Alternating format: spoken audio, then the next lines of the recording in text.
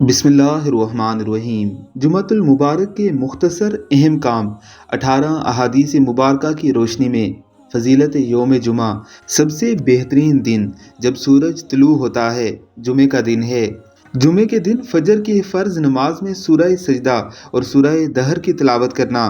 مسواک کرنا، مرد کا خود بھی غسل کرنا اور بیوی کو بھی غسل کی تاکید کرنا، صاف ستھرے کپڑے پہننا، خوشبو لگانا اور بالوں میں تیل لگانا، جمعے کے لیے پیدل چل کر جانا، جمعے کے لیے امام سے پہلے مسجد میں حاضر رہنا، مسجد میں داخل ہوتے ہی 2 رکعت نفل تحیات المسجد ادا کرنا،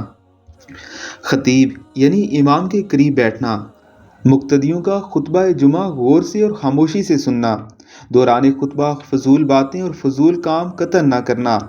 امام کا نماز جمعہ میں سورہ اعلیٰ اور سورہ غاشیہ یا سورہ جمعہ اور سورہ منافقون کی تلاوت کرنا، جمعے کے بعد مسجد میں ہی 6 سے 4 رکعت سنت ادا کرنا، اور اگر گھر میں ادا کرنا چاہیں تو صرف 2 رکعت پڑھنا،